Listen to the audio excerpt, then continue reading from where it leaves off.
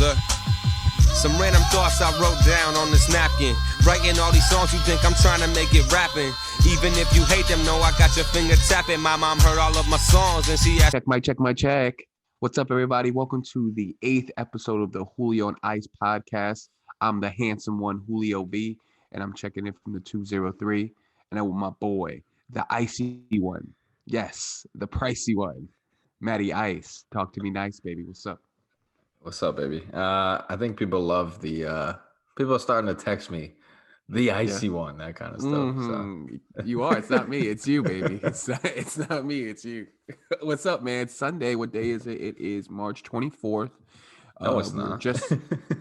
It's March 21st. Holy shit. It's all right. We're not even gonna edit that. We make mistakes. If people make mistakes, March 21st, the third official day of March Madness, and man, we had a whole bunch of upsets, baby. Yeah, I was gonna ask you this. Just start off this. Why do you think there's so many more upsets this year than any other year? Like, obviously, when you're looking at brackets and filling one out, you always got to try to pick one or two matchups that you think are going to be upsets. But I feel like this year is just bananas.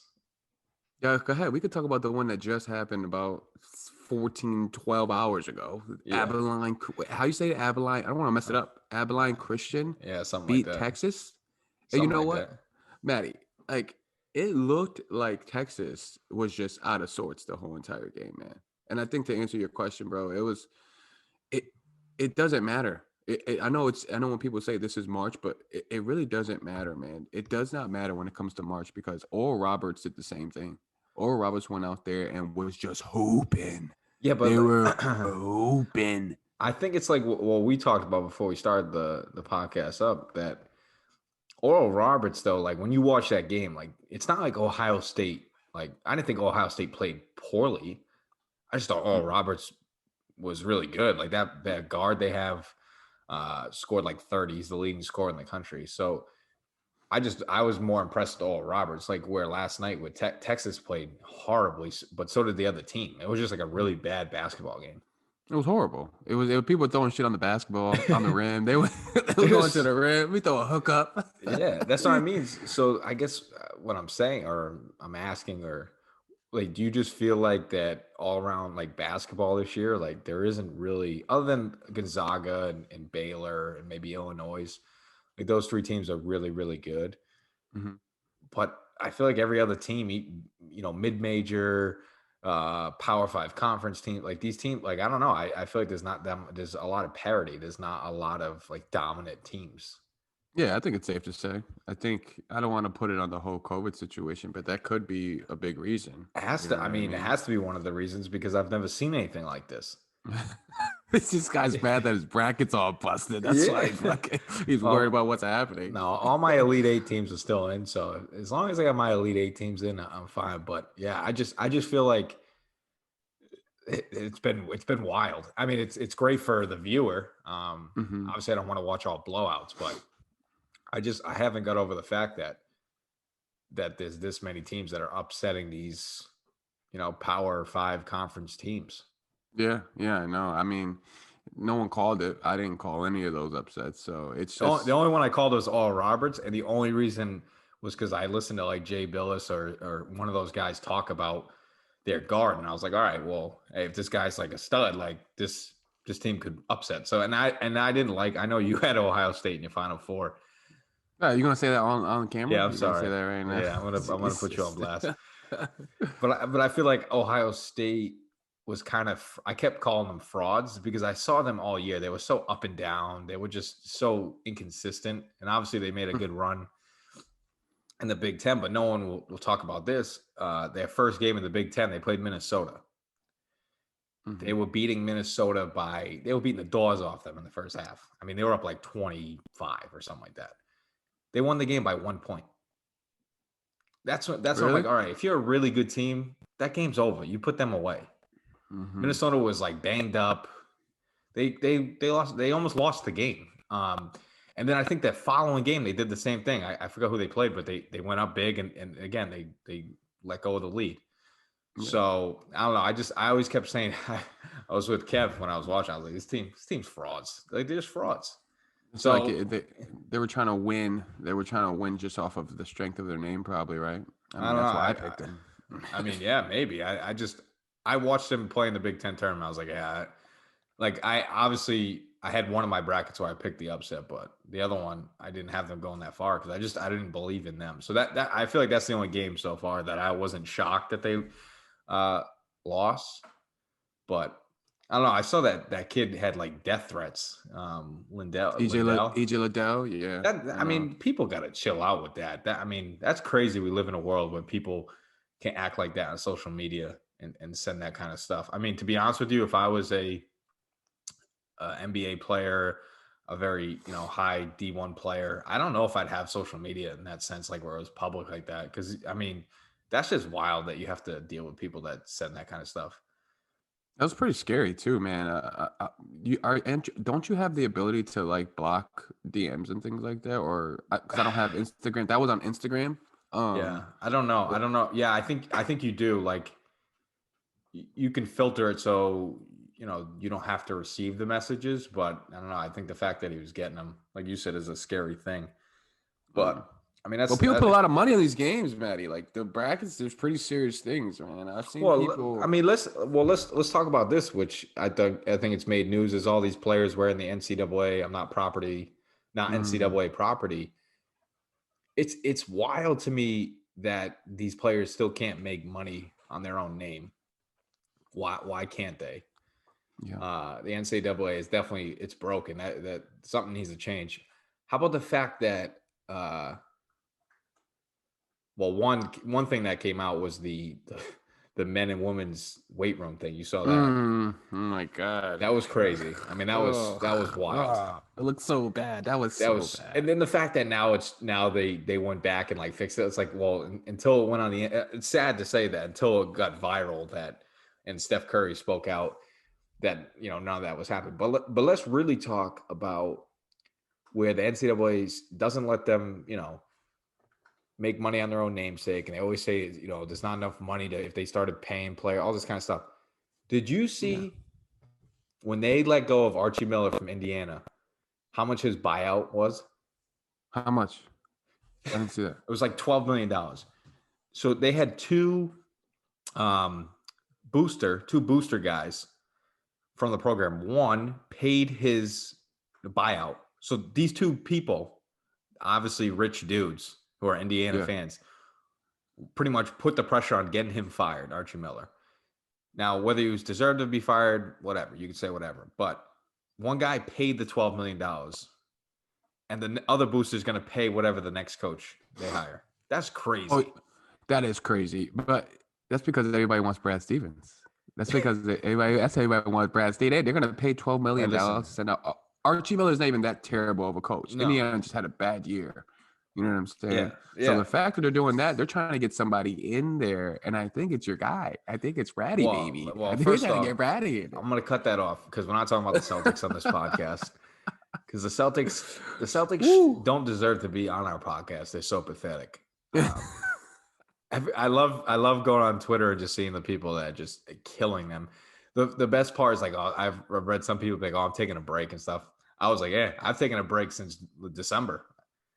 I haven't watched the Celtics game since maybe December, January. I don't even know. I don't even watch them. It's not even on my radar because they're so pathetic. But back to that thing. Yeah, I know they want Brad Stevens, but I'm just saying, how crazy is that? Is that two people who are not like administrators in the Indiana program or athletic director? They literally are outside people who are just boosters who have a crap load of money that make a decision and be like, all right, fire him. I'll pay his buyout. And the other booster is going to pay the next coach, whatever they, pay him. That's Yeah. crazy. But there's not enough money to pay these players where these Yeah. coaches are making that much money. Like, come on. I mean, there's something wrong. There's something very wrong. And then Patino there, his son, gets fired from Minnesota, gets whatever his buyout was. And then next thing he signs a huge contract at New Mexico. It's like The next day. yeah. It was the very next day. So these college coaches are just making millions and millions of dollars off, and these players they can't make anything. I just think that's so wrong. And it sucks too because I mean I know Jay Billis is a huge advocate for the players, obviously, And I just found this out. I think Jalen Rose said it. The NCAA is a nonprofit organization. So it's like, man, you're getting the money from somewhere, but you won't allow a kid to get the money from somewhere. It's the meal plan, the room and board this year is enough for these kids. Yeah, it's You not. you It's kind of not. feel torn. Like sometimes I feel torn because, like I said, if I was a college student, I mean, we played Division III, so it's like we had to, ask our parents for money, or we needed to work on campus or do whatever. But I don't know if I would be, and this is I'm trying to play devil's advocate here. I don't know if I was a player in a Division I program, if I would be upset about that. You know what I'm saying? Like, I don't know. Not about me and my liking, just because I can do that after. I mean, I feel like I'll do the 4 years. I'll be on campus. I'll enjoy the facilities and whatever the case is. Like, I'm just a different person. Like, the people who are doing that now, they're social media, like, gurus. All the kids now are social media, Snapchat, Instagram. They're trying to make their likeness on social media. Me personally, again, trying to play devil's advocate, I wouldn't see myself being upset about the fact that, I can't make money off of a live chat or, a live video or something like that, because that's essentially what it is. It's not like people are going out there and they're trying to, I don't know, start a television show. You know what I'm saying? I think more or less it's just like, it's social media driven 100%, Yeah, I would agree with that, and I think that where these players are coming from is that the free education is great. Like I don't that's always like the other argument is like people be like, well, they get a free ride, they get a free education where most people don't.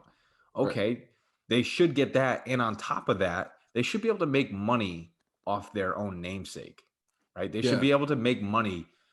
If people want to pay them to do a sponsorship, why can't they do that? That doesn't make any sense to me.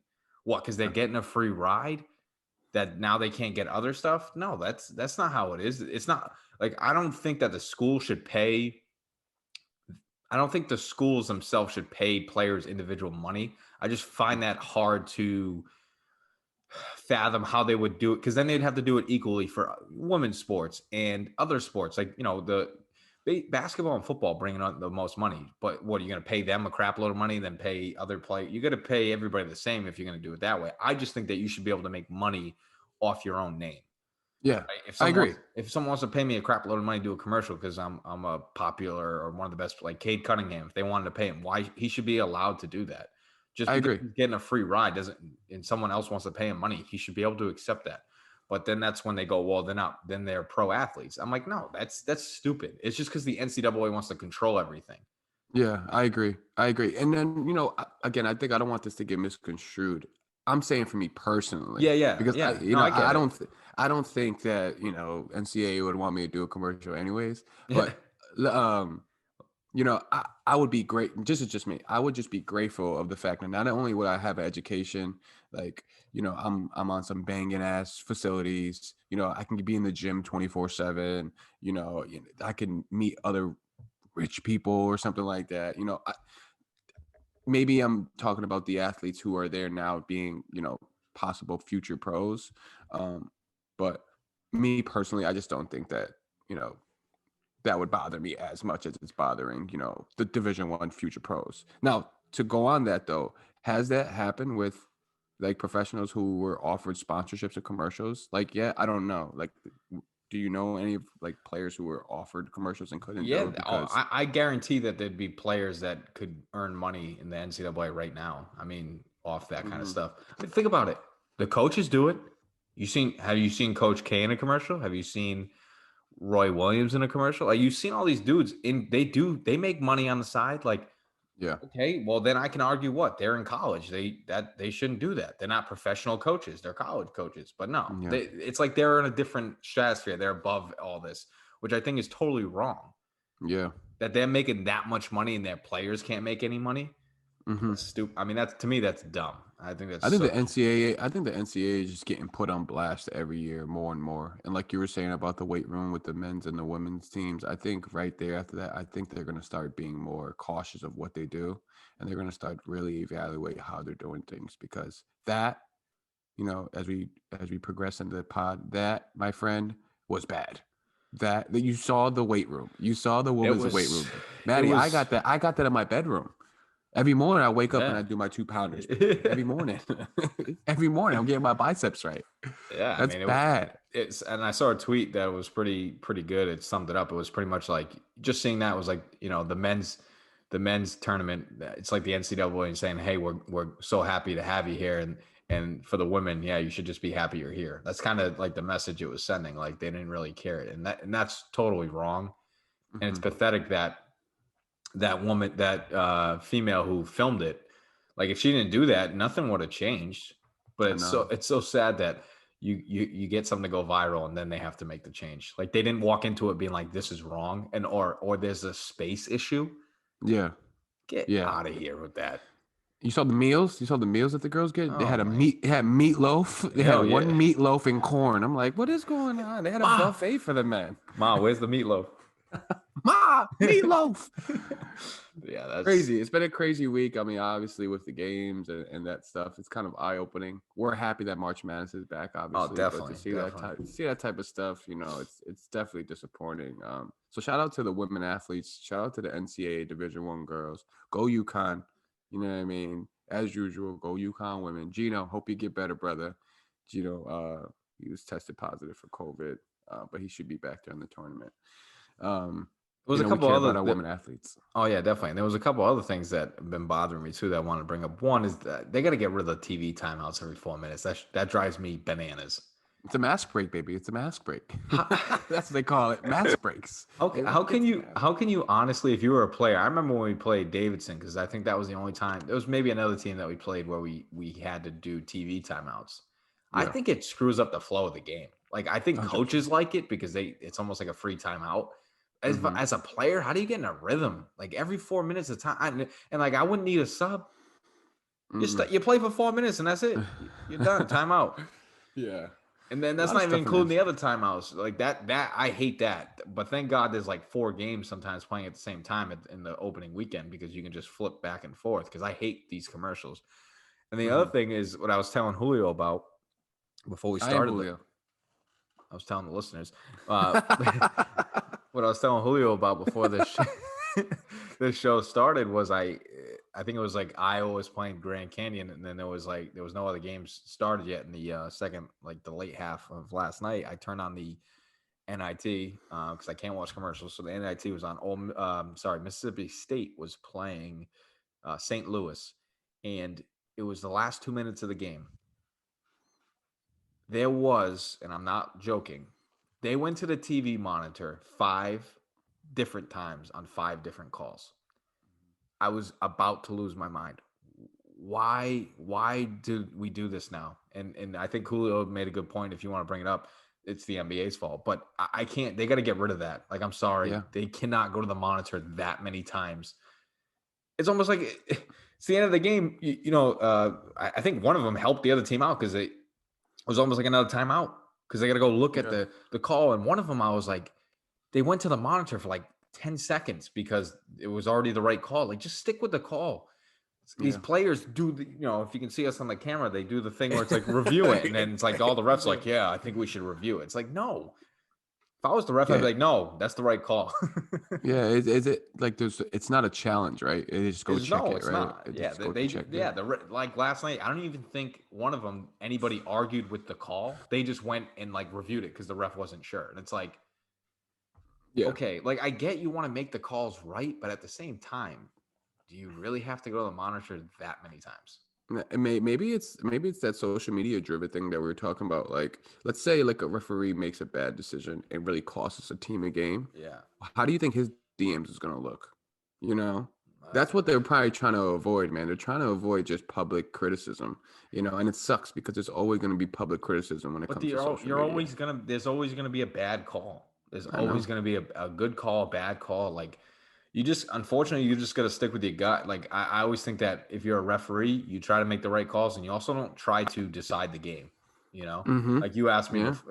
when you started the show before we started, you asked that Texas call in that game last night, was that the right call? Yeah, if it's a foul, call it. But like I think as a ref, you just don't want to decide the outcome of the game. I think like a couple years ago with Virginia, Purdue, maybe. I think it was that game when Virginia won the national championship. Purdue had Carson Edwards, who sucks on the Celtics.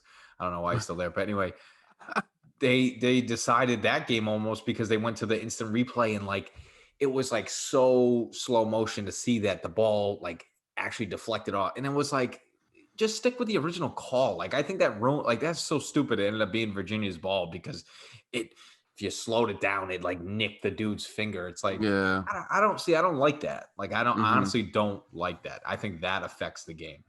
Just make the 100%. call on the floor because you're a human. You can't slow stuff down. Yeah. But I will say the worst call in college basketball, which is so inconsistent, and it probably is anywhere, the block charge call, man, is so bad. Like so It's inconsistent. so bad. If people are sliding in. They're sliding in. Yeah, that's not. I'm sorry, that is not a charge. Like you're so right. They just slide into that and they call that. And it's like, whoa, how is that good defense? What's more exciting is how the refs call it. The Oh, refs yeah. get so excited to call it charge. They're like, oh no, it's the other way. It's the other way, baby. Like they get excited for those calls. So I think they're anticipating to make the call. And, to sum up the whole referee thing, with the replays and stuff, I'm still coaching high school basketball. So if you want to see bad refereeing at this time, the high school basketball is where you're going to be able to get away with bad refereeing. And I'm telling you, because there is no monitor. There is no review of the play. If it's a bad, horrible charge, it's going to stick and they're going to stick to their guns. And I kind of think that's the way sports should be. I think. Yeah. Like I think so we could criticize the rest of the game. You're terrible, right?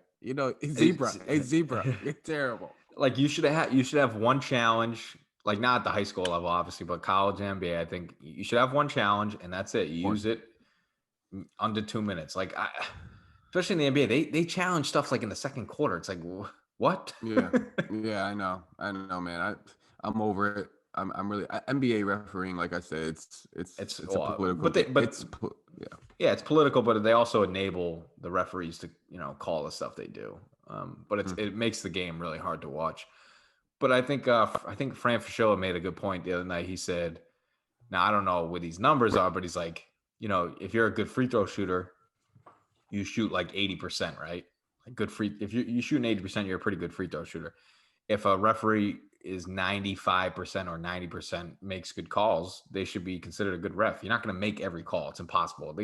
I think the best thing for anybody out there, the best thing that put in perspective to me, I was still playing in college. I was reffing out at hoop camp. Shout out at hoop camp up in Maine. And that made me that helped me. That experience of being a ref helped me understand like how hard the job is. It's not easy. Like you miss calls, you make bad calls, and you got to deal with people giving you, flack and criticism, like even like little players. And I remember like, these kids like complaining. I was like, I'll throw this kid in the lake in about 5 seconds. But, it gave me perspective as a player. Like, hey, you just, right. You can disagree with the call, but at the end of the day, arguing with the ref, if you're a young player, listen to this, do not argue with the ref. It does not get anywhere. The only person that should argue with the ref or talk to the ref really is your coach. As a player, you just move on. You got to move to the next play, because if you argue with the ref, I'll tell you right now, that ref ain't going to make one more call for you. I know. You got to play the game. Play the game. You know what? At the end of the day, you got to get better. At the end of the day, you just got to get better. Speaking of getting better, someone told me that I cursed too much on the pod. So that's good constructive criticism, good feedback. So I'm gonna get better at that. I'm gonna not curse as much. I'm not gonna use the F-bomb. That's good. That's good. So interview today, I think we forgot to announce it in the beginning, is with Josh Bradanese, who played at Jefferson University, who kind of had his senior year interrupted by COVID and his professional career interrupted by COVID. It was a great interview, Matty. Thanks for having him on. That was a Massachusetts guy from Billerica, Mass, BST product. Yeah. It was a great interview. Talked about life, talked about, being a good teammate, his career at Jefferson. I think the young listeners are going to be able to get a couple of gems out of that. Yeah, definitely. Josh is just honestly a great dude to be around. Obviously, I got to know him through BST. A great leader, and he's just honestly a great all-around basketball player. I love his game, and just to kind of his mindset. Like, going through, like you said, the two things with COVID.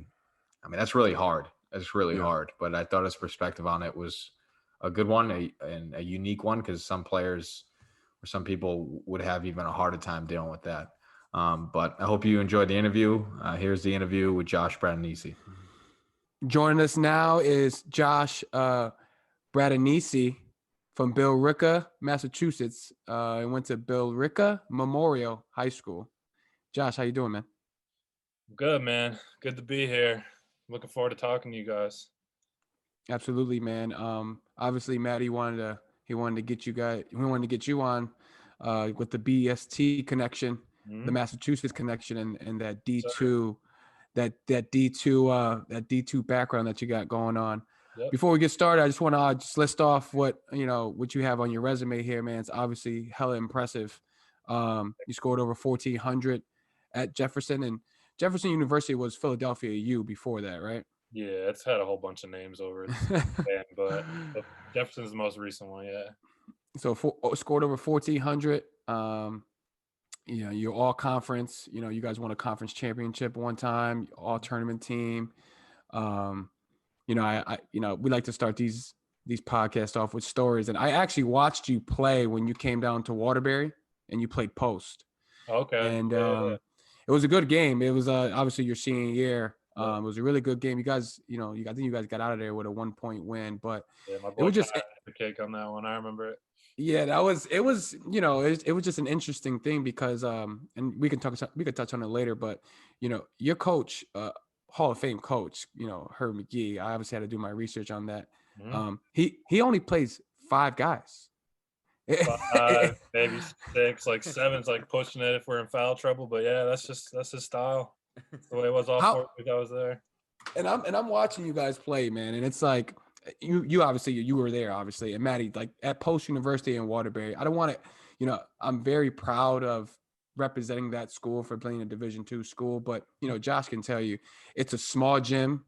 It's there's only one side of bleachers. Yeah. But I felt like, when you walk into that gym, that atmosphere with those guys that were in there, Maddie, I'm talking about, it looked like a Division I basketball game because of the athletes that were in there, packed in such a tight environment. And like I said, you were obviously one of the guys that I didn't even know Maddie knew you before, but I can just tell when you were out there, you were just poised.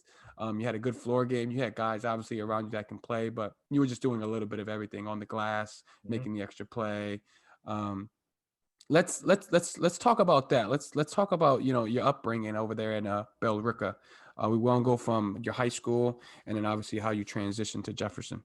I want you to talk about, because I coached for 4 years at North Andover, and being from Southern Mass, I wasn't really aware of the MVC. Just talk about playing in that league, and as a coach, I was I guess put back by like how really competitive that league is all the way top to bottom.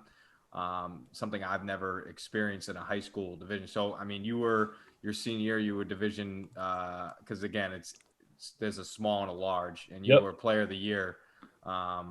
Give me some background on that, because I don't know how the Massachusetts is broken up. So again, it changes, and Josh can explain it more, but it changes the MVC from large to small. So sometimes I think Billerica at that time, or still is, in the small. Yeah. The larger schools are like Lawrence, Andover, Central Catholic. Just it's by school size, but Josh was player of the year in one of those, and I think that's pretty good accomplishment because you play everybody in that league. So just kind of talk about your experience playing and growing up in that league. Yeah. So I guess I'll start off my freshman year. I was kind of came into the high school year with a chip on my shoulder because there was this other kid who was my age, and he got brought up to varsity like right away. My year, right? So I started off trying out for the freshman team, made the freshman team as a freshman, right? Played 2 games on freshman. I think I was averaging like 24 and like 15 or something like that, just playing like I was just like a man amongst boys in the freshman league. So I got the call up like at Andover High in that gym at the bench. He like watched that game where I had like 20 something and double digit figures and points and rebounds. And I remember the head coach of the varsity coming up, pulling me off the court, saying like, I don't know what we were thinking, like putting you on the freshman team. Like we're moving you up to JV next week. I was like, all right, sounds good. Like you're gonna be with Coach Carroll on the JV team, starting on Monday. I was like, sounds good to me. Like, that's what the whole plan was. So I go to JV. I play 2 games on JV. I think I was still averaging like 15 and like 8 or like something right around there. Got the call up to varsity with another one of the JV players. Didn't really play much after that. Like I was pulled up to varsity, but he didn't give me much playing time. He was kind of a similar coach to the way my college coach played, where he played 5 or 6 guys and didn't really switch it up too much. So that was my freshman year. Sophomore year was where I started getting like a lot bigger of a role, where I was starting. We had a really it was an older team. Like we had a very experienced team. I think there was like 6 or 7 seniors. We were really talented. I think we didn't end up doing as well as we wanted to. I think we finished the season like 500, but that was when I first kind of got the real taste of like what playing in the NBC was like. Because that was the first time I really got to see like how competitive it was. And I mean, I grew up watching my brother play in it, but that was a lot different back then. I think the whole prep school idea and going to private schools wasn't really as popular back when he was growing up. But the talent was still good, even though like a lot of the kids were going to these different schools, not playing for their hometown team. I think going to a public school, there's like a different kind of pride to putting on like your hometown jersey and going out and representing your hometown, compared to like some of these prep schools and stuff like that. So that's kind of what I think creates the competitiveness in the NBC, is like you don't really like any of these other towns, and I don't know why. Like I couldn't stand Chelmsford, I couldn't stand Tewksbury. God, I could not stand Central Catholic. Like I did not like these teams, and nobody like I know Central Catholic didn't like us.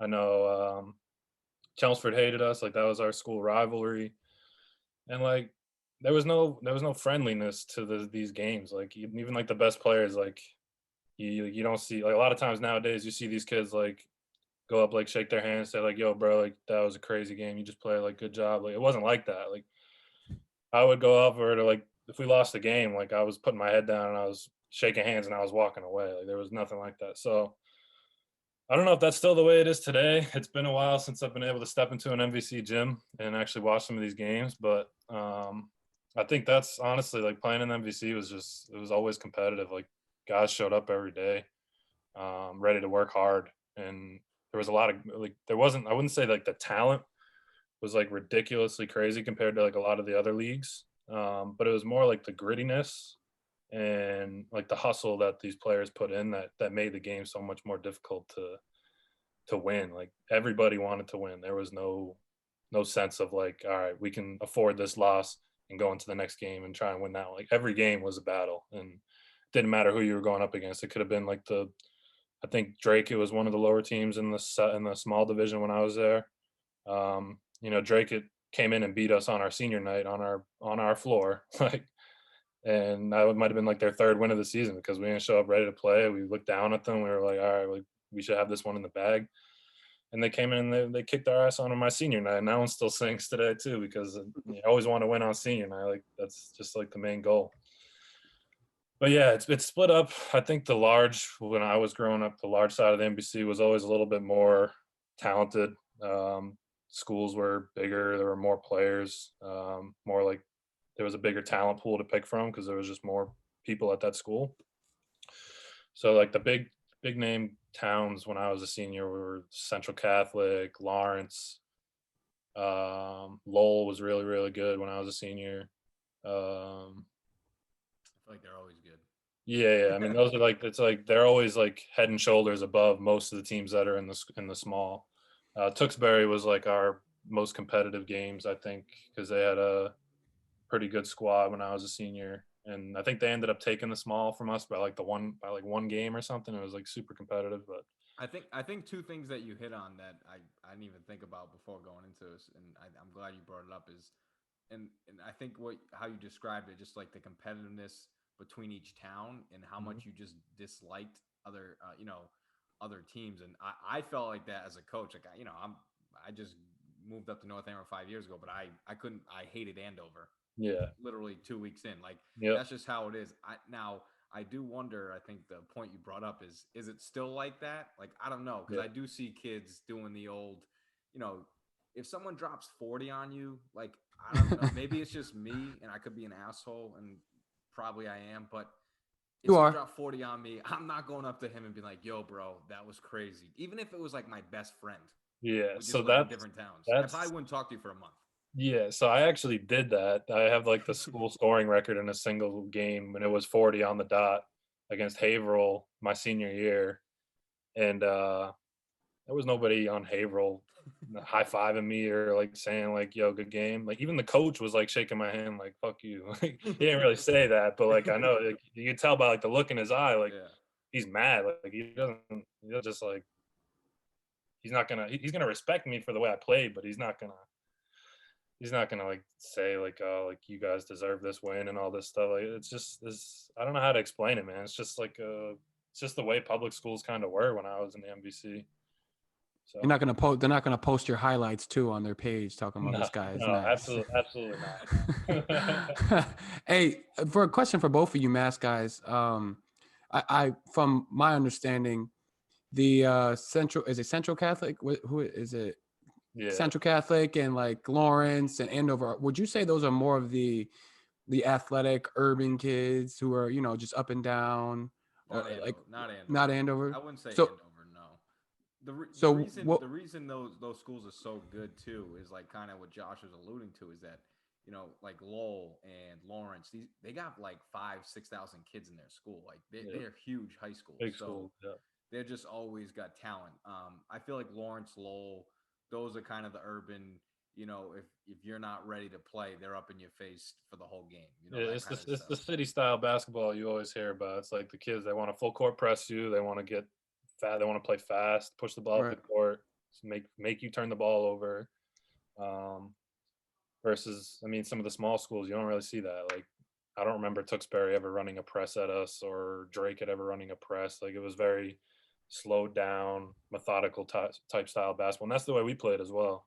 We weren't really trying to press or anybody and force those turnovers. Like, we were just trying to force misses off the hoop, get the rebound, and come down and run our offenses. Like, that's how I played in high school, and that's how I played in college. So I think it kind of fit my style of playing, and it kind of worked out for me in the end with how far I've been able to get. So.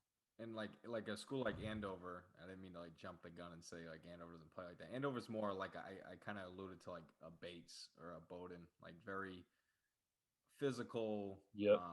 They run a lot of plays.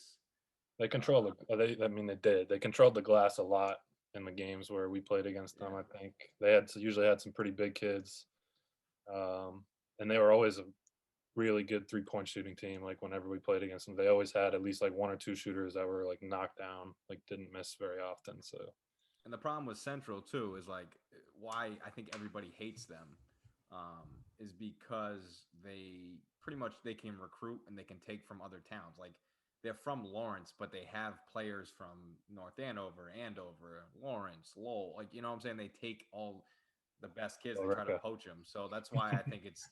You go there and that's like that they always have a target on their back because you want to beat them. Yeah, I think I talked to my cousin about this because my cousin went to Central Catholic, right? My cousin Colin. Every time I bring it up and I'm like, yo, Central sucks because they're playing in a public school league and they're a private school and they recruit their players. His defense is always like, they don't recruit, man. Like, I'm like, they don't recruit basketball players. I'm like, all right, well, how do you explain this coach coming and talking to you when you're in 8th grade about potentially coming to Central Catholic? He's like, he didn't recruit me. He was just informing me that like he wanted to come play basketball. It's like, all right. It's a great word, informing. Yeah, like I don't remember exactly the way he put it, but it was something along those lines where it's like he chose to go there. Like he didn't get recruited to go there. So what was your recruitment process like from Bill Ricca to then Jefferson? So I think a lot of my recruitment came from AAU, not so much from high school. I think play for AAU. Yeah, I played for the New England Storm. part of the BST prop. Oh, look at me, my dumb ass. I'm here with two BST guys. I'm saying who's the AAU team. My bad. No, you're good, man. You're good. So yeah, I played for the New England Storm. Pretty small program in terms of like traveling and getting into like the big tournaments and stuff. But you know, one thing that they always focused on and that I really liked was doing it the right way. And what I mean by that is, if you go to a lot of these other big time AAU programs, you'll see that they don't really stick with their same set of guys. They're always trying to bring in this new talent wave of like who's the best around. And you know, so one guy might lose their spot and have to find a new AAU program next year because this kid from, I don't know, California who's 6'10" and can shoot the lights out is all of a sudden moving around. So, and he wants to play for us. And, you know, one thing that the Storm always did was, I think they stuck with their main group of guys. They didn't really try to recruit any like crazy talent. They stuck with their main group of guys. They worked with them on their weaknesses and tried to exploit the strengths. Like I remember either 15 or 16U, Coach Brown took over, David Brown from Lowell, and helped me with my ball handling like immensely. Like he was a big time ball handling coach. His philosophy was everybody on the floor needs to be able to handle the ball, and that was one thing that I think completely turned my game around was you know, being a big guy that not only could shoot but is a threat and driving the ball, like making plays and things like that. I think he helped my game like a lot more than, you know, I may have like thanked or credited him to.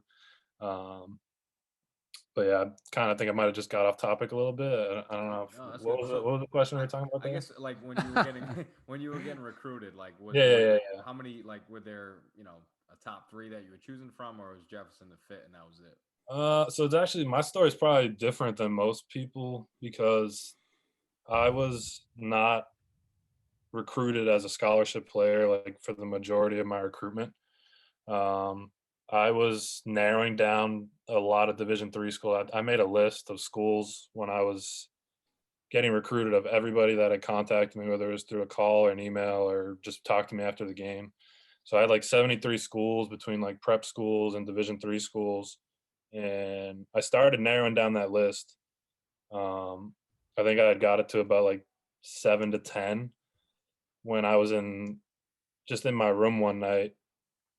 I don't know, I might have been playing a video game or something, and I got a call from the assistant at Philly U, just out of the blue. Like I had never heard of them at all. And it's this guy, Coach Riley. He's like, "Hey, Josh, like we saw you play at a tournament down in New Jersey, like the hoop group tournament. And we wanted to let you know that like we're interested in recruiting you. Hopefully like we can get you down here on a visit, like this and that." And I was like, "Oh man, like that's great." Like you told me they were a Division II school, or I was like, "Oh, like, well, this is kind of new. Like I'm gonna take some serious interest into this, like playing at considered to be a higher level." So the next day I go to school. I'm in my math class. It's probably like 1:15, like in the afternoon, like getting ready to go home, just a normal day. And he calls me again, or no, he shoots me a text. He doesn't even give me the call to send me like this crazy information that he's going to offer me a full scholarship, and you know, like he wants to get me down on a visit as soon as possible. So I'm sitting in my math class, like sitting there thinking, okay, like I just got a full scholarship to school. Like I was just talking about paying like 30, 40 grand to go to these other schools to play at a Division III level. And now I'm probably gonna be able to go for free. Like that's crazy to me. And my best friend was sitting right next to me. And I like showed him the phone and he was like, "What, bro? Like, are you crazy?" And my teacher, Miss Duran at the time, she was like saying, she's one of those teachers that always calls people out for chatting and like distracting. So she was like, "Yeah, Josh, like, what do you got on your phone there? Like, what's going on? Like, what are you distracting Justin for?" I was like, do I say it or like do I just like stay humble? Do I just stay humble about it? And I was like, "Nah, I'm just gonna say it." I was like, I just got like a full scholarship to go play basketball at a school in Philadelphia." And she was like, you know, it's one of those things where you don't expect as a teacher to hear. Yeah. So I think she just like took a step back and was like, "Okay, you want to like step out and call your parents real quick?" No, like I was like, "Yeah, like if you don't mind, that'd be great." So that was I love telling that story because this was it's just a crazy story to think about and look back on. And the teacher was cool enough to let me step out and just kind of soak in the moment for a little bit. But yeah, I think besides that, I mean, I was looking at schools like Endicott, WPI, Roger Williams, like some of those big schools some of those big name D3 schools that have pretty good basketball programs. And, I know some of the other BST guys had gone to or were going to that we might have the chance to play together. But once I got that offer, my parents were very, very pushing towards going to school for free. It was like, take this opportunity. Don't let it slip by. Like, you're going to commit now. Like, you're not going to wait. Like, so yeah, I'm thankful for my parents in doing that, because I know like school loan debt is just crazy right now. It's drowning people in debt, and I'm thankful that I don't have to deal with a situation like that. But yeah, that was pretty much my recruiting process, man. That's how it went down.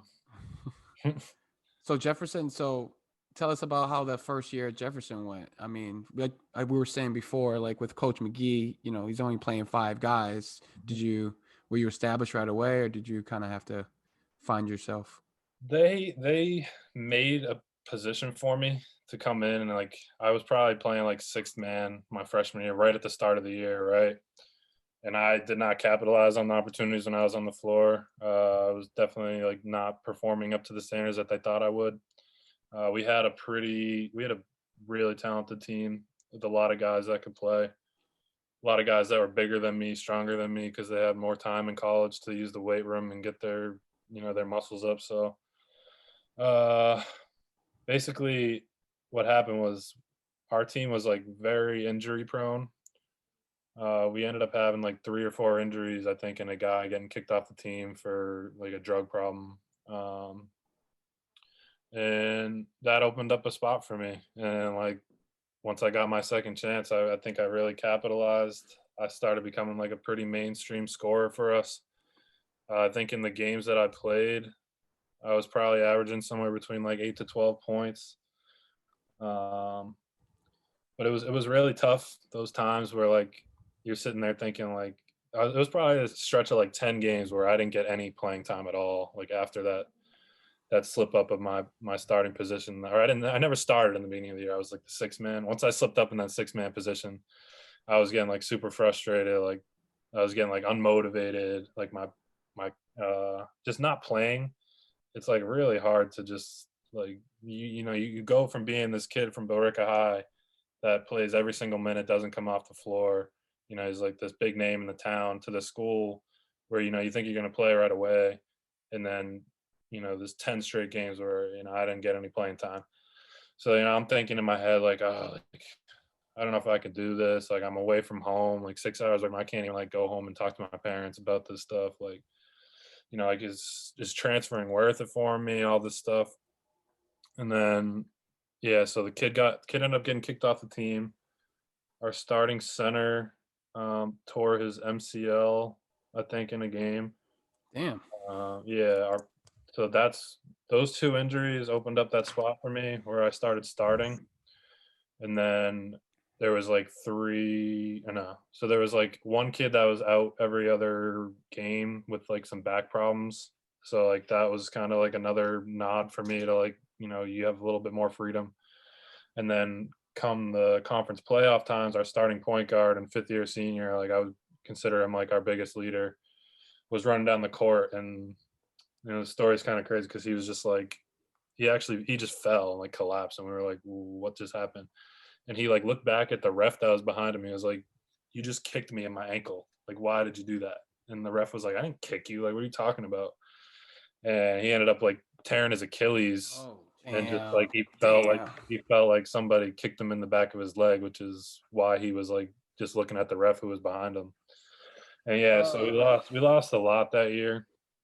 I wouldn't say not losing like games wise, like we lost a lot of players. We still ended up finishing, I think, either 1st or 2nd on our side of the conference and going to like the semifinals in the conference tournament, which didn't lock us into a position in the NCAAs because our conferences looked down on as far as the other. So there's 3 conferences in our NCAA regional, which is it's the ECC, which has a lot of teams like Damon, St. Thomas Aquinas, Those are like the big names of that conference. Then you have the NE10, which is like you never know what's going to happen with the NE10. Like they have a different winner like every year, but it's all those New England schools like Merrimack, St. Anselm, Bentley. NE10 is like the top of our region every year. Like they usually get like 4 or 5 bids out of the 8.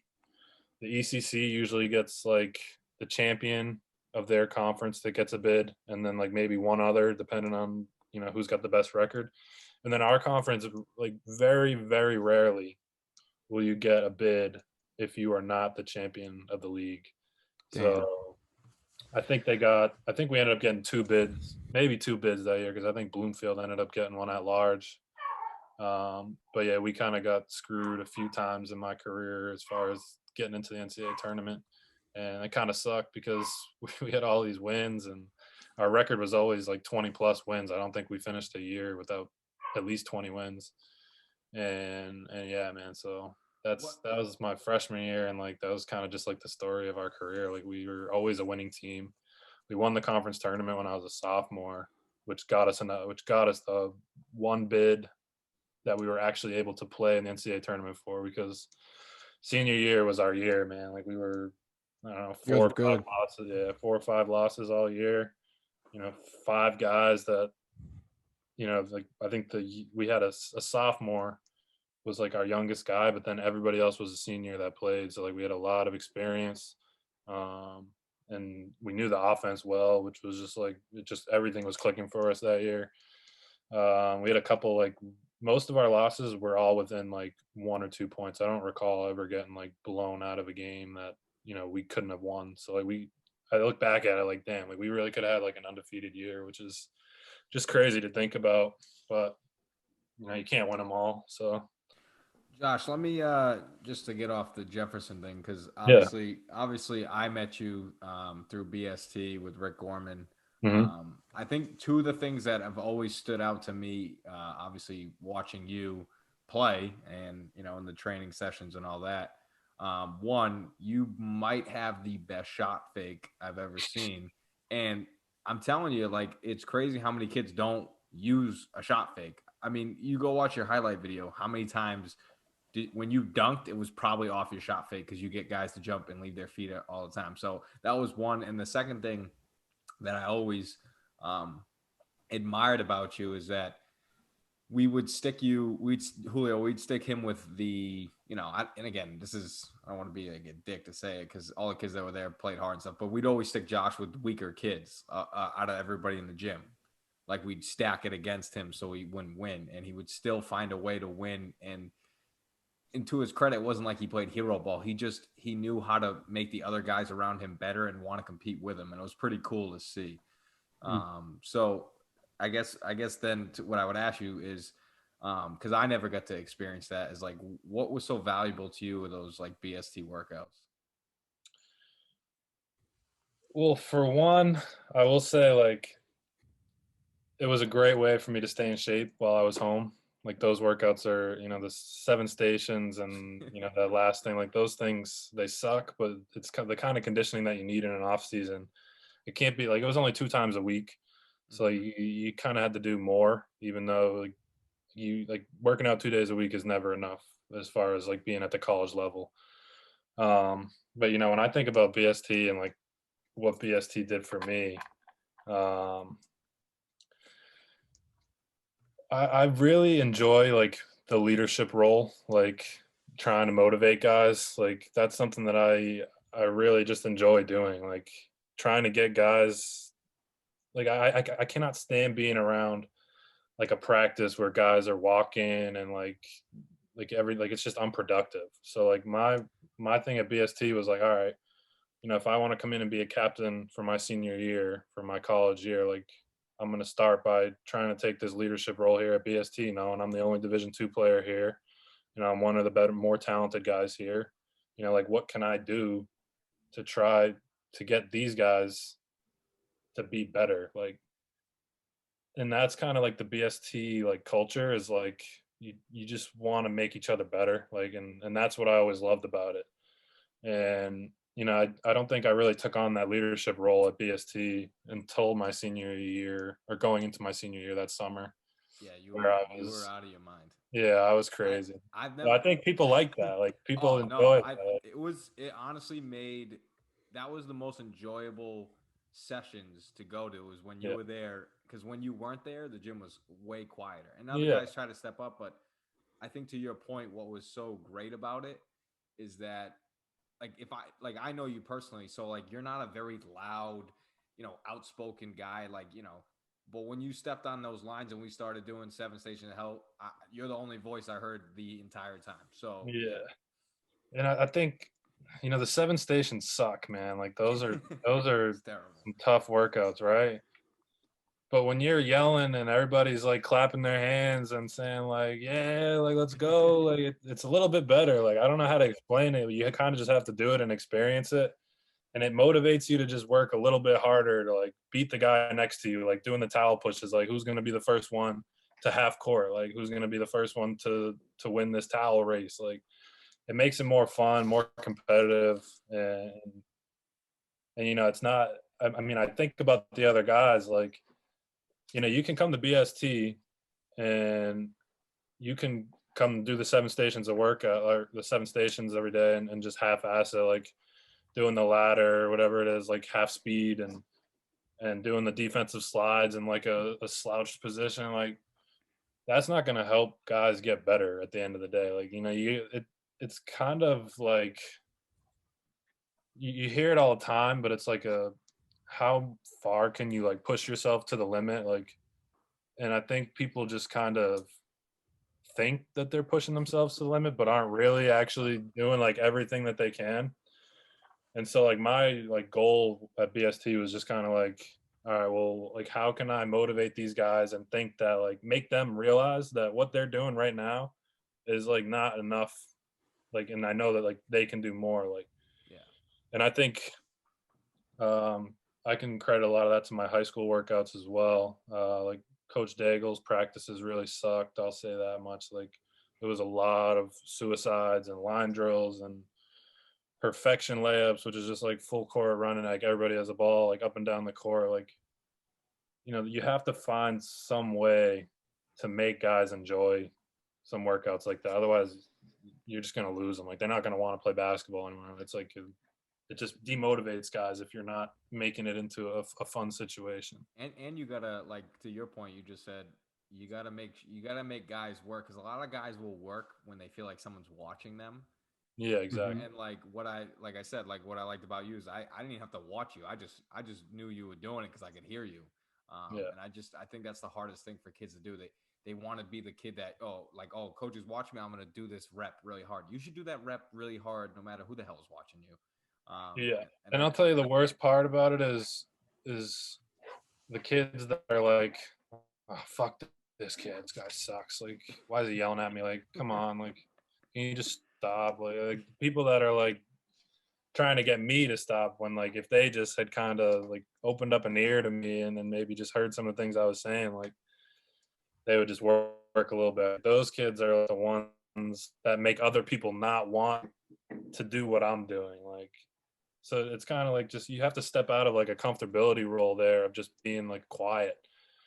Um, and I hope that some of those guys that I did that to took it upon themselves to go to their colleges and try and be the same way. Like I know our guy JJ, JJ, he used to always message me saying that he wanted to motivate his guys over at Anna Maria, but it's tough being like a kid that he said he wasn't really playing all that much, but like he was tired of losing. He just wanted to win. So I always was trying to like give him some tips and stuff about things to do. And like that's just kind of the guy that I feel like I wanted to be was, how can I help people really? So So, I mean, I think that was a pretty good answer. I guess like we kind of talked before the show started, and I already had knew some of this, half of this. Obviously, COVID's a pretty shitty thing that's going on right now in the world, and it's been a year, which is crazy to think about because I remember last year, you kind of alluded to this. You're on your senior year, you're having a great year, and COVID right before. I'm pretty sure you were on. Were you on the floor? about to play the game before you guys got pulled off, or did you get canceled before you even started playing? I think they were playing Bridgeport too. You're about to play Bridgeport? We were playing at Bridgeport. We didn't actually get that far. What happened was we drove in the bus up to Bridgeport to play against Stonehill was our matchup. We were the 3 seed. I think they were the 6 seed, if I remember right. But what ended up happening was we got off the bus right as we arrived at the hotel. Coach McGee had gotten a call and said that they were thinking about canceling it, but hadn't officially canceled it yet. We walked into the hotel, got settled into our rooms, and got a text message from our coaches right away, like, come to Coach McGee's room, like, now. They announced that it was canceled, and, like, Coach McGee kind of gave his little senior speech of, like, how hard we worked this year, and, you know, like, this was our year. Like, you know, I feel for all the seniors here because, you know, like, we were going to go out there and we were going to make history, like, that kind of spiel. And then, like, all the seniors just broke down. We were like, oh, this is so nice. Especially because we had lost the conference championship game, because we were kind of, like, looking out for revenge there, where, like, we were hoping we would see those guys again, which we would have played them in the second round if they had won and we had won. So it was real disappointing.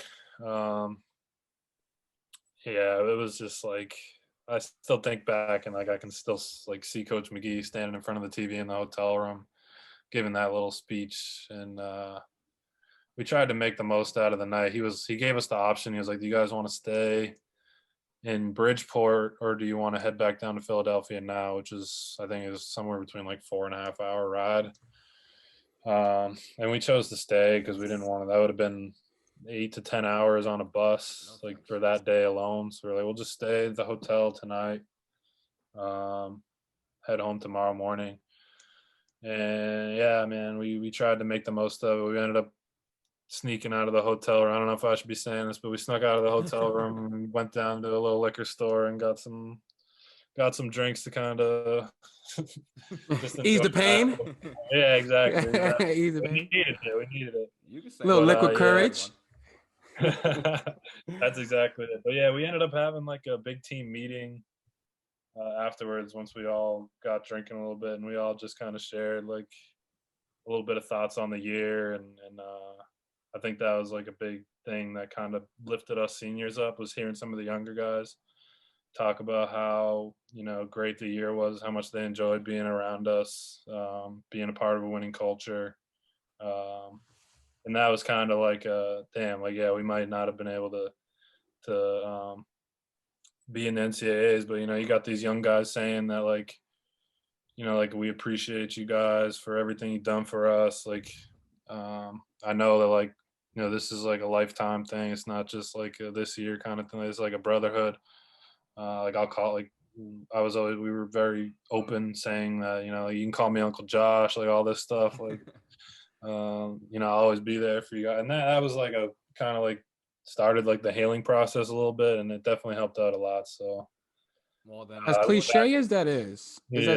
as cliche as that is, man. I mean, you can listen to the other episodes, Josh. That's what it's really about, man. I mean, I know at the time you were in pain, and I know, you know, probably the Hennessy was probably stinging your lungs a little bit, but you know, when you to hear that from the younger guys who didn't play, you know, to be just happy to be a part of the ride, and, you know, knowing the fact that they can call you and you're saying that you can call me, it warms your heart a little bit, right? It has to No, make yeah, you feel good. it does 100%. Because, like, I remember one of the kids, like, we were just joking around in like the training room before a game at one point, and they were like giving out, like, some of the younger guys were like, all right, we're gonna give out awards for the team, like the team awards. Nobody else is gonna know about them, but we're gonna do like the funniest on the team, you know, like the senior of the year, like all this stuff. And when they started throwing out the names, and they were like, you know, like, Josh's senior of the year, like, no doubt, like, he was like the most helpful to me, like, and all of them started saying, I was like, you know, that's as much of like a joke as that kind of was, like making the awards or whatever. I was kind of like, damn, like, I'll walk away like feeling good about that, like, anytime, like, if like, I feel like I made an impact on these kids somehow, like, that they actually wanted to stay at a school where they weren't even playing at, like, even if it was only they were going to miss out on their freshman year, like, you know, that kind of stuck with me, even though it was like a little bit more of a joke. I was just like, damn, like they really think like that highly of me. Like, Yeah, to me, that's the biggest compliment you can get. People you play with say you're a great teammate. So, and then obviously, for the people that don't know, Josh, you went over to Ireland and you were hoping to play overseas over there, and then of course, COVID's kind of hit. And if people are watching the live stream right now, and or I should say taped pod of Josh's facial hair, I asked him. I said, "Damn, bro, the beard's everywhere," and he said he left his clippers over there. So you want to kind of explain like what happened in that process? yeah. So I guess I can start off with a little bit about how I was able to get over there in the first place. So the recruiting for international basketball is a lot different than the recruiting for college because there's a lot of unknown out there, like a lot of agencies that are kind of sketchy. You won't hear directly from teams themselves. You'll have to sign with an agent, and that agent will have to put you in a league unless you have like some sort of European connection or connection in some other country that can get you straight into the league without having to do an agency, which is pretty rare. I actually wanted to look into getting my citizenship in Italy if I could, because there was like this big thing where if you get your citizenship in another country, you can play as an Italian or as an Irish person or whatever. And that gives you a leg up because most countries, the way the leagues work is you're only allowed like 2 to 3 Americans on the team. So if you get that citizenship, you can be classified as an Italian and also still have 2 or 3 Americans on that team. Mm-hmm. So it would have been like a big thing for it really opens up your recruitment a lot more, and it makes it makes you more valuable to agencies and teams because you grow up playing against the top competition in the world and in America, and then all of a sudden you're classified as like an Italian or whatever other nationality you come from. So I couldn't end up doing that because there was some rule. I was looking up the Italian thing, and it said You have Spanish. That's why, because you have Spanish. no. It was, so the thing was, it was you can claim Italian citizenship if your grandfather was born in Italy, which I had. Your grandfather and your mother never revoked their Italian citizenship, right. And that was like it. So I was like, all right, like I qualify for this. Like neither my mom or my grandfather revoked it. My grandfather was born in Italy, like yada, yada, yada. And then there's like a little like asterisk underneath the thing. And it says, if your grandfather got U.S. citizenship before your mother was born, then you cannot claim Italian citizenship. And so my grandfather had my mom like years after he was a U.S. citizen, and that screwed over my ability to get it. So I couldn't get the citizenship, which hurt my recruiting a little bit. But with COVID going around anyway, there wasn't really much going on. They were trying, like agencies were trying their best, but a lot of leagues weren't sure whether they were going through or not. So they couldn't really pinpoint like where they could put guys. My assistant coach from my sophomore year when we won the CACC championship left the school to start up an agency for like professional basketball, and he's got like some gaming people in there as well. But yeah, I reached out to him, and I was like, hey man, like I know a lot of these agents are sketchy. Like I know I can trust you. Like you think, because I was getting emails and Instagram messages from all these random accounts, like like we want to sign you, like we'll put you in this and that league, and I was like, all right, I don't know if I can really trust these guys. Like, I'm just gonna go with Chris. And so Chris, he did what he could. He had reached out to me and asked me if I was interested in doing more school. And at first I was like, oh man, like I'm so done with school. Like I don't know if I want to do it. But a master's would be pretty good for business, like what I'm studying. So like, yeah, man, like I'll do school. Like if that's the case, he was like, all right, like awesome. Because I got this situation in Ireland. This guy reached out to me saying he's looking for some American players for like a small local club in Ireland. I was like, all right, well, like I'll look into it. I'll see what's going on with that.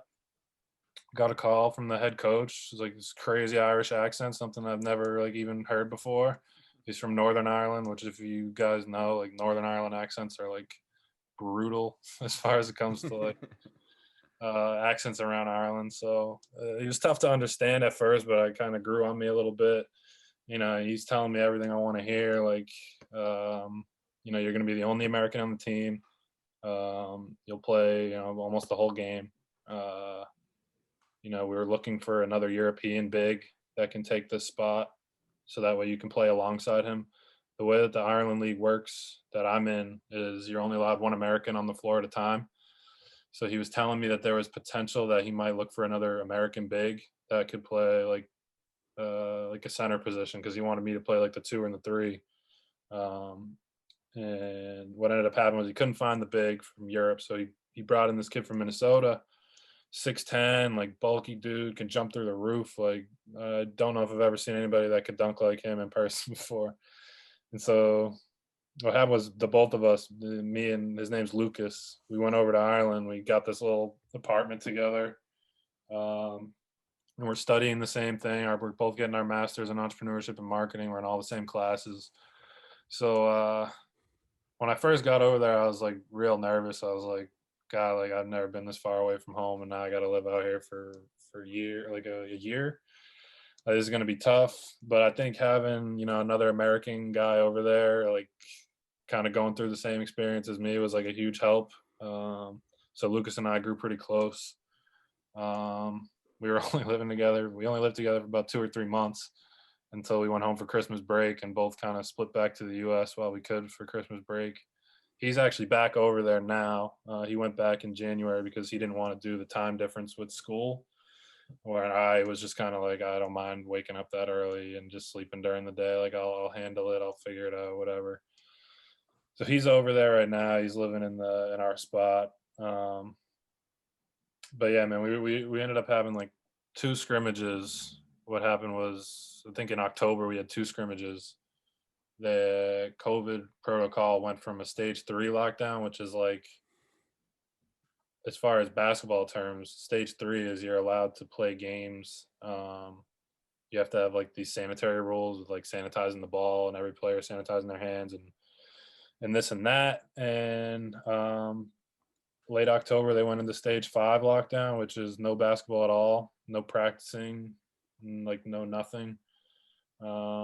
And we weren't really just push-ups and sit-ups. Just do push-ups and sit-ups. We had so luckily we had like a couple really cool guys that brought us over some dumbbells and stuff with some retractable weights, so we could put on the weights and do a little bit of working out.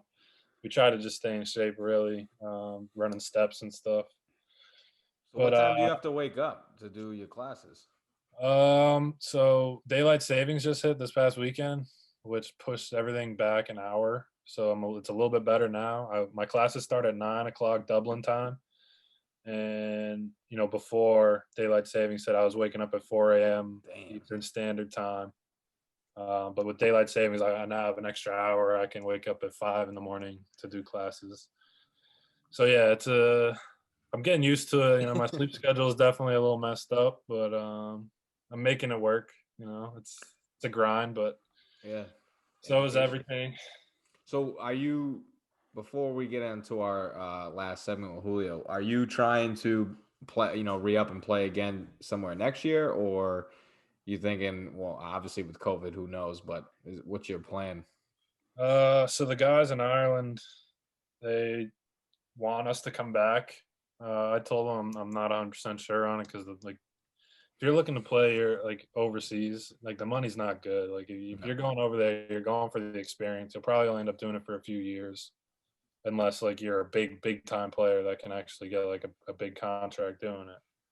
So a lot of like the Division 2 and Division 3 guys that want to play, like you're like I hate to like try and kill some hopes of people, but like it's true. Like you're not gonna make more than probably like $1,200 a month. Like that's, especially as a rookie. That's like the basic contract over there. So what my deal was they paid for my school for free.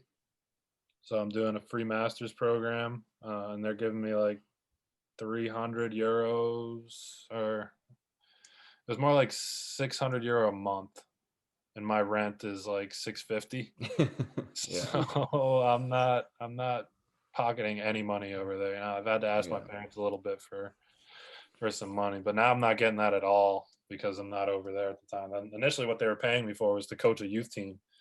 So I wasn't getting paid for basketball at all. I was getting paid to coach some of the younger guys. My main payment method was they were paying for my masters, which ultimately, if you like thought about how much I would make money wise without doing school, like the masters was the better option because it was like 12,000 euros for international students for that.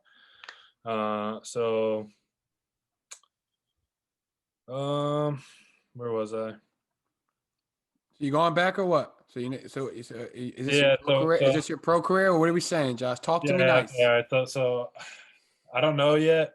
I'm kind of like I have goals for myself outside of basketball, like that I've set to try and like be a homeowner by a certain age and make some money, like actual money. So I haven't decided yet whether it's like worth my time to go back and make 1,200 euros a month. And also, like, they said they would pay for my housing this time if I were to go back, but they haven't officially finalized the deal. So I got to wait, see what they offer me. The odds are probably that I'm not going to go back. I'm going to start looking for a real job now with my masters. And I've talked to my brothers a little bit about starting up a business, but we haven't really talked too much about what we're going to do and how we're going to do it. So pretty much when summertime comes around, if you're not doing the 7 stations of hell at BST, I'll know whether you're playing basketball or not. I might still be doing it anyway. Hey man, I don't have a gym right now. I miss working out. It's terrible. I've been big time. You hit the gem on the head though, Josh. I mean, for those young listeners, man, it's like, you had a hell of a career. You're a hell of an athlete. You built those strong relationships and you're using basketball as a tool. You know what I mean? I'm not trying to be cliche because I'm not the most cliche motherfucker, but I think, you understand like, what life is all about, man. Like you're using it as a driving tool and, you're looking at when the ball stops bouncing, man, you're looking at other things. So that's real. That's some real shit, man. And I admire you for that. Yeah. I mean, it's like the ball always deflates at some point. I mean, it stays around for longer for some, but for the most of them, it's like you got to start kind of evaluating what the best decision for you and like your future is, and that's kind of the process I'm going through right now. So talk with my parents about it, we'll figure it out, and hopefully I'll have a decision for the Ireland guys like right when they send me their offer on what I can do. So. Oh man, I'm good luck with everything, Josh, man. I'm obviously a big fan. We're huge fans, man. I'm hoping that everybody that listens to this takes a gem from this interview. Appreciate that.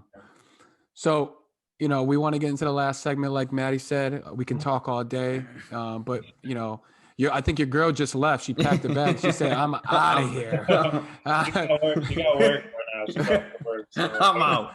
I'm out of here. I got the house to myself for March Madness for the next however many hours. Yeah, man. That's what I've been doing. I can't wait. All weekend I'll be watching that. I'm actually got to tune in. I got to see how the bracket's looking. Yeah, mine's already broken.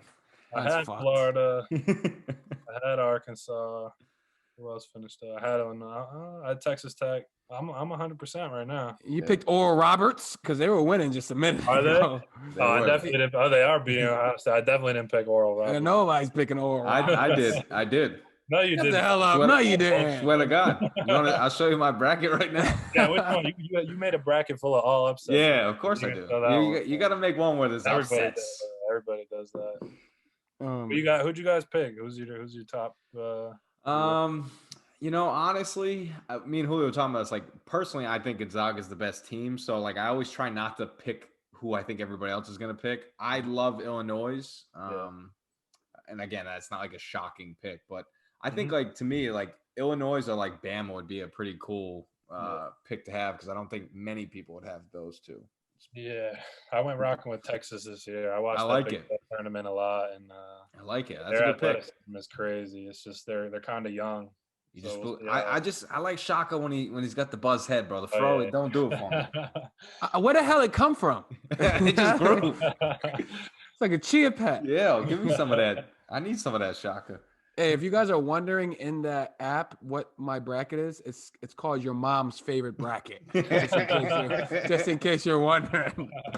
But Josh, got to do this either or really quick, man. Yeah, I don't know if you saw it on the last app, but we give you two options. You pick one. No thinking. Just do it on the fly. All right.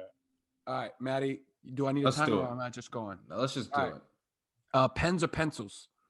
Pens. Compressions or draws? Compressions.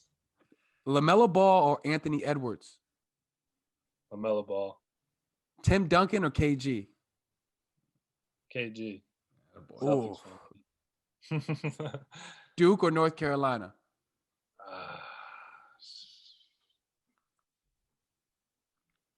Duke. Gonzaga or Baylor? I said Zags or Baylor. What do you think? Baylor. I just love the guards. No, I'm going Gonzaga. Baylor switches trip. Baylor's fucking over in so many brackets. Going Gonzaga. Like Mike or Space Jam? Like Mike. That was a great. I forgot how that was a good movie. I liked that as a kid. Like Mike? Yeah. I need those shoes. It's become too cliche for me, man. Like Mike was. Yeah, especially when LeBron made one, I'm out. Don't knock it until you try it. We don't know what's gonna happen. I don't care. Above the rim or Coach Carter? Coach Carter. Last one. 50 Cent or Ja Rule? Ooh. 50. And 50 no Ja Rule? Come on, man. 50. Ja Rule's a legend, though. Ja Rule's a legend. Oh, Josh, man, thanks for your time, man. We really appreciate it, man. Yes, sir. Appreciate you guys having me on. Yeah, man. If you need anything from us, man, just hit us on a DM. You need some clippers, I got you. Man. It better be the best quality. Thanks for coming on, Josh. Appreciate you. Yes, sir. Absolutely, fellas. Things too that I can mention. The list is way too long, I'll probably lose all your attention. Feel like a different person on every song that I rap in. Might have to cut this one short because there's no room on this napkin. I'll make sure that these last few lines are purposeful. If these words are like some airplanes, my brain's a terminal. My album's like a bag of popcorn, it's just a kernel though. It's like I'm setting fires, I just light that shit and burn it slow. You'll probably see me round town in my Lexus. My dad pays for it just like he pays for my breakfast. I love that man and really I can't ask for nothing more. Remember when he woke me up for school by knocking on my door? And lately I've been pretty happy, but I'm missing something, but I can't put my thumb on it, man, I'm tripping. Whatever though, I hope that you don't think that I've been slipping. I know once you hear this album that I'll have you feeling different. Sometimes I wish the world would just leave me alone. Oftentimes I contemplate just turning off my phone. Would anybody even notice? I don't really know. All I know is when I'm home, there's no place I'd rather go.